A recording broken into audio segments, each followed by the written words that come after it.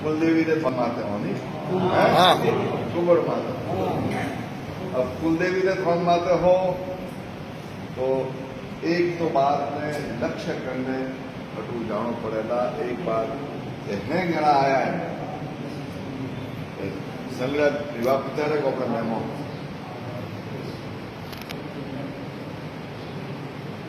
सब अपने समाज की बैठे समझ। एक बात बताओ मैंने कि आज इस कलयुग में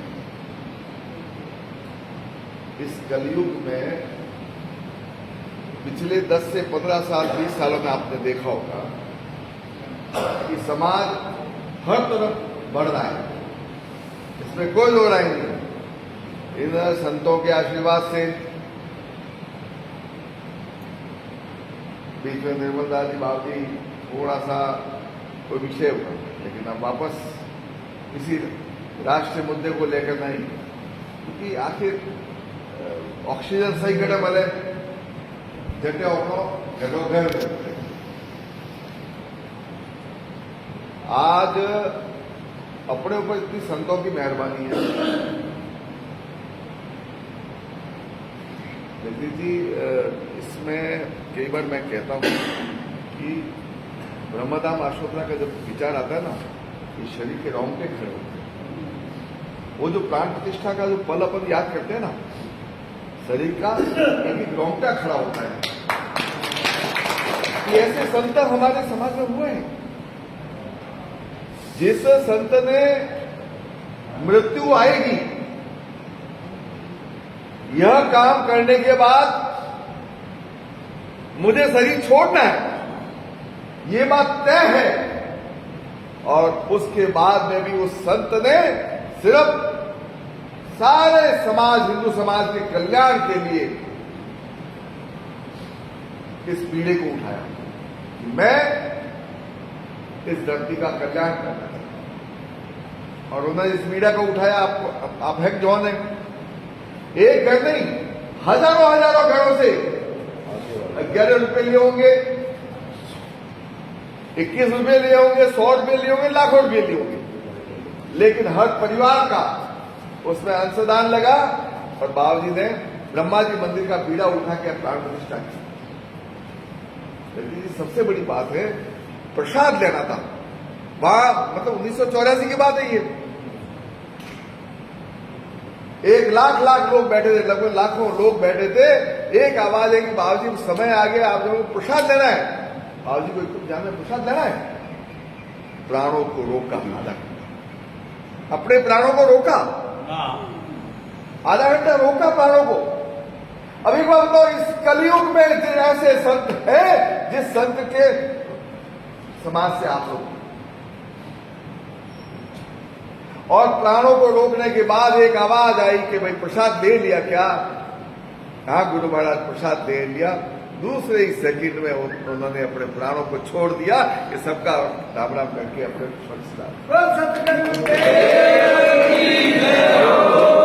अब एक बात बताओ, इस कलयुग में ऐसे संत कहां है?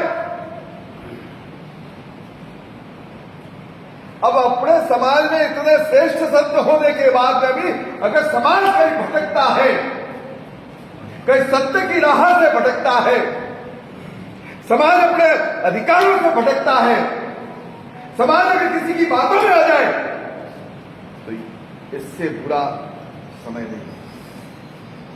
क्यों आए भाई बातों में? हम सनातनी हैं। हमारे समाज के संतों ने अपना त्याग बलिदान एकदम तपस्या की है, पूरे हिंदू समाज के कल्याण के लिए तपस्या की है।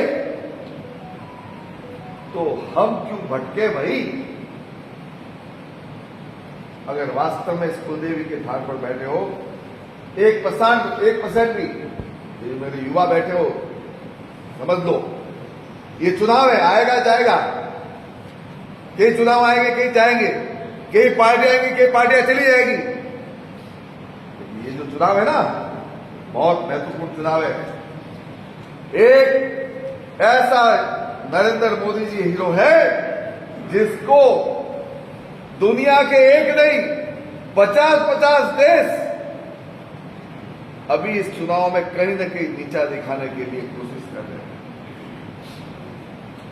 दुनिया की वो ताकतें जो हिंदुस्तान के विरोधी है ना, वो सब डायरेक्ट इनडायरेक्ट इस चुनाव में किसी न किसी उम्मीदवार के माध्यम से पैसा भेज रही है इस हिंदू समाज को तोड़ने के लिए, सनातन को तोड़ने के लिए। अब हमारा कुछ फर्ज नहीं बनता है, हमारा कुछ अधिकार नहीं बनता है। अधिकार बनता है, मेहरबानी करके इस अधिकार को छोड़ना मत और भटकना मत।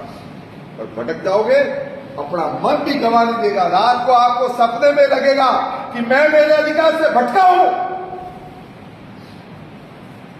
मैंने मेरे दायित्व का निर्वाह सही नहीं किया है। ये आपकी आत्मा, मैं ये कह रहा हूं, सत्य कह रहा हूं, इस देवी के मंदिर में कह रहा हूं, आपकी ये आत्मा भी गवाह नहीं देगी। रात को सपने में भी आपको गवाह नहीं देगी कि कहीं न कहीं मेरा दायित्व का निर्वाह किया। मतलब ये ऐसा महत्वपूर्ण विषय है। बाड़मेर जैसलमेर लोकसभा में मैं जब आके वहां के राहुल जालो से लाकर यहाँ मुझे बैठाया, और अगर मेरे भाइयों का दरबार ही अगर कहीं गड़बड़ हो जाए तो फिर मेरे लिए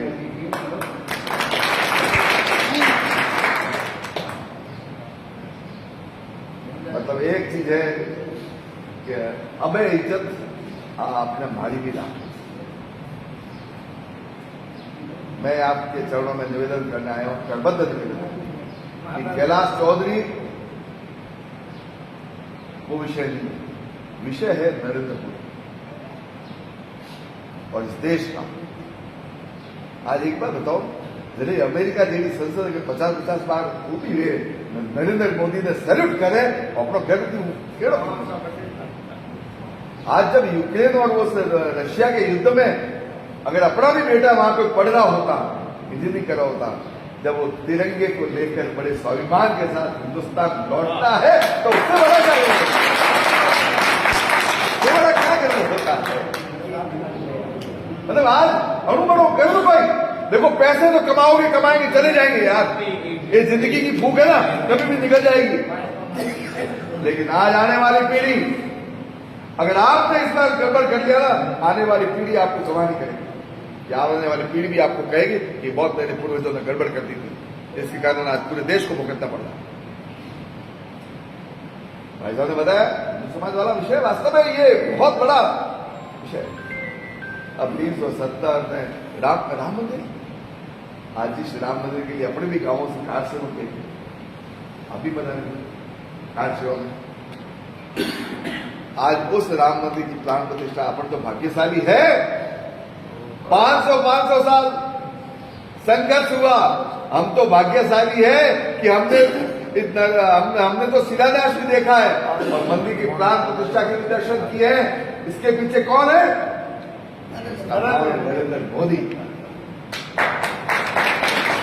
तो नरेंद्र मोदी ने हमको शिलान्यास का दर्शन भी करवाए और प्राण प्रतिष्ठा के भी दर्शन कराए। ये हम मतलब ये उम्र हमारी कितनी भाग्यशाली है कि हमने हमारे जीवन में प्रभु श्री राम के दर्शन कर लिए साक्षात। इससे बड़ा कोई नहीं है।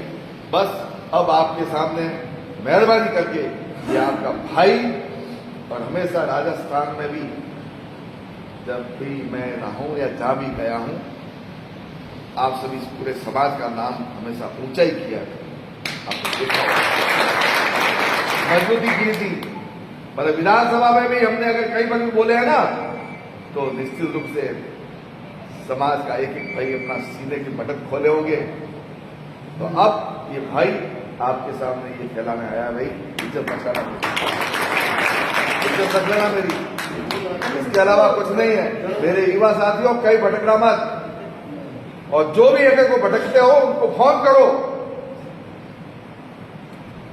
जो भी सौगंध संपत्ति नहीं है तो भी दो, लेकिन दो, ये बहुत ज्यादा जरूरी है। हम यहाँ कामकाज छोड़कर यहाँ पर बैठे हैं ना, इसलिए बैठे। 1% भी इधर उधर नहीं होना चाहिए, बस यही मेरा निवेदन है। और आप सभी की, पूरे समाज के बंधुओं की मांग थी कि निर्मला जी राव जी भी वापस इस परिवार में सम्मिलित होकर इसी विषय को आगे चलाए। तो ये आपकी मांग हमने नरेंद्र मोदी जी का बकायदा भजनलाल जी ने आपको बुलाकर, भजनलाल जी ने आधे घंटे आपके साथ मीटिंग की और भजनलाल जी ने कहा कि ससम्मान और सम्मान के साथ मुख्यमंत्री जी ने हमारे संतों का सम्मान मुख्यमंत्री जी ने किया है, तो हमारा भी फर्ज बनता है कि मुख्यमंत्री जी का सम्मान हम भी करें। ठीक है ना? बस यही बातों की आपको मेरा कर्तव्य निवेदन, हाथ जोड़ के आपके सगे संबंधी जहां भाई विराजे हो, फोन करो। युवा साथियों, युवा दोस्तों, फोन करना भाई, कोई मत भटको, अब मत भटको, बहुत ज्यादा जरूरी है। बस यही मैं निवेदन करना आया हूं। बहुत बहुत धन्यवाद।